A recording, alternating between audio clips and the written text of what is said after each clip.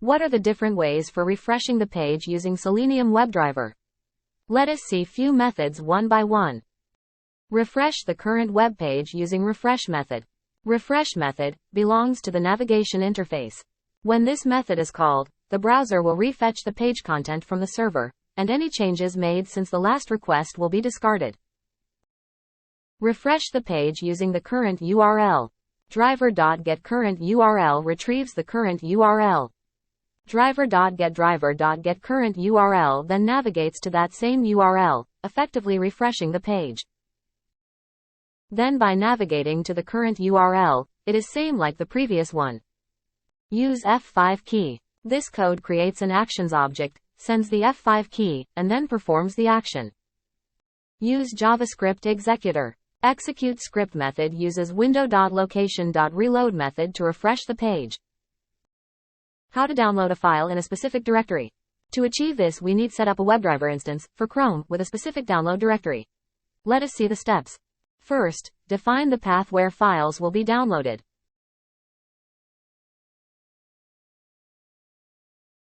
Next, create Chrome Options instance.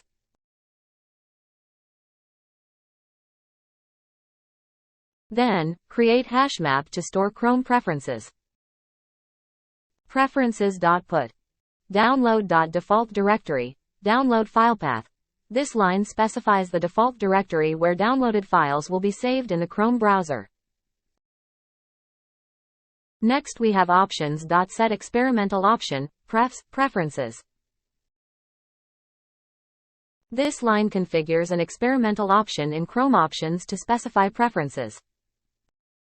Then initializes a WebDriver instance for controlling the Chrome browser with the specified options. Next, launch the application, and locate the web element for the download link and click on it. Now the file will be directly downloaded into the specified folder. How to upload multiple files using Selenium. First, initialize WebDriver. Open browser and launch application. Then, click File Upload link. It will redirect to the file upload page. There locate the file input element. Now, create a list of file paths to upload. Then iterate through the list of file paths. And upload each file. Locate Submit button and click on it. Let us see the steps.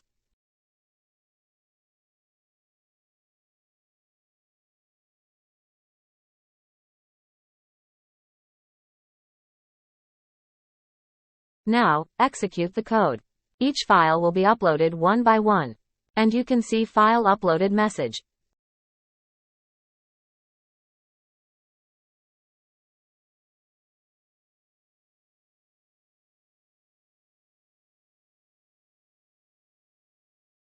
ExtentReports and ExtentSpark are classes provided by the ExtentReports library, used for generating HTML reports in Java projects.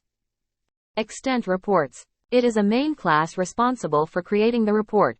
ExtentSpark used to configure the appearance and settings of the generated report, such as setting the report name, document title, and other configurations. Let us see an example for getting an ExtentReport. First, define the file path for the ExtentReport. Then create an ExtentSpark instance with the specified file path. To configure the ExtentSpark, set the report name, for example regression reports. As well set the document title and timestamp. Next, instantiate ExtentReports object. Then attach SparkReporter to ExtentReport. Now let us set the system information for the report. Then return the configured ExtentReport. How to establish a connection to a database. For example, MySQL. Use getConnection method of Driver Manager class. Replace database name, username, and password with appropriate credentials. Create a statement object using the createStatement method of the connection object. Execute a SQL query to select data from the table customer where customer ID is 46, and assign the result to the result variable.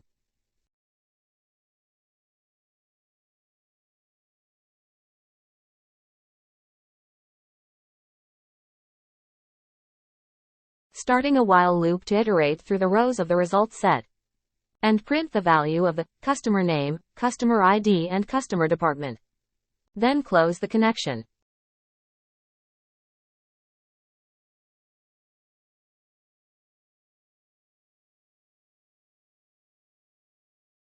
Data provider TestNG annotation for data parametrization. We have 4 login credentials as string array. Next we have data provider method. Data provider name is login credentials. This is login test. Method name. Login with credential has 2 arguments. Open browser and launch the application. Enter username and password and click login button. Run as TestNG test. So it opens the browser and closes the application with all 4 credentials.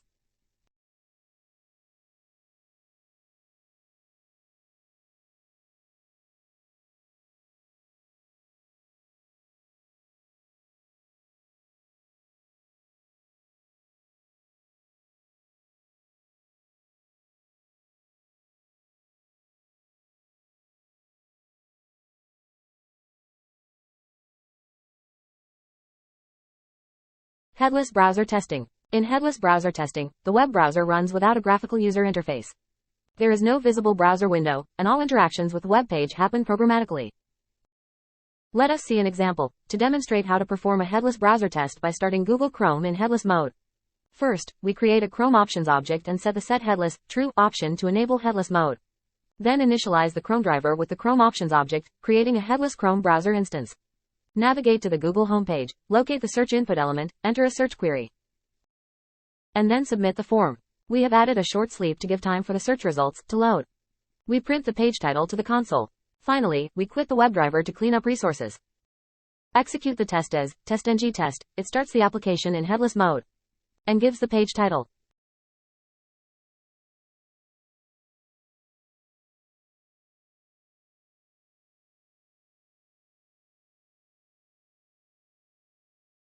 In Automation Framework, we use Page Object Design Pattern.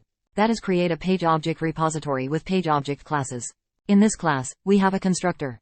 Next one is find the annotation for locators, then action methods. PageFactory in Selenium. It is a class in Selenium WebDriver. Implements a Page Object model in Automation Framework. Uses the initElements method to initialize web elements declared in the page class.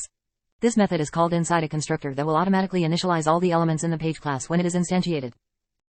initElements method. The initElements method takes the driver instance of the given class and the class type, and thus returns a page object with its fields fully initialized. Find by annotation. Used for locating the element or a list of elements. Mostly used in conjunction with PageFactory to create page objects, quickly and easily. Initializes page elements without using the find element, that is, creates the find element calls indirectly. Thank you. Soft assertion versus hard assertion in TestNG. Both soft assertion and hard assertion are used to validate conditions in test cases. Let us see some of the differences between the soft assertion and hard assertion. Soft assertion or verify is a customized error handler. It is a not static method. It will not throw exception when assertion fails and continue with next test step. Where in the case of hard assertion, if the assertion fails, it will mark the test as failed, and it will not execute any further steps within that method. It is a static method. Basically, it checks whether a specific condition is met during the test and halts the test immediately if it's not.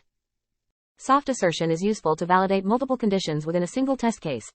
But hard assertion is used to perform single assertion in test method.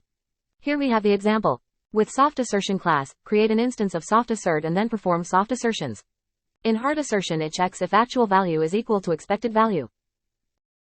Advantages of automation testing. Basically, automation testing streamlines repetitive tasks by saving time and resources, reduces human error, and ensures consistent results. Allows for easy scaling of operations to handle increasing workload. Automated workflows speed up development and deployment cycles. Enables comprehensive and repeatable testing, leading to higher software quality. Facilitates quicker detection and resolution of issues. Helps to run tests across diverse environments effortlessly. And enhances productivity by freeing up human resources for more creative and strategic tasks.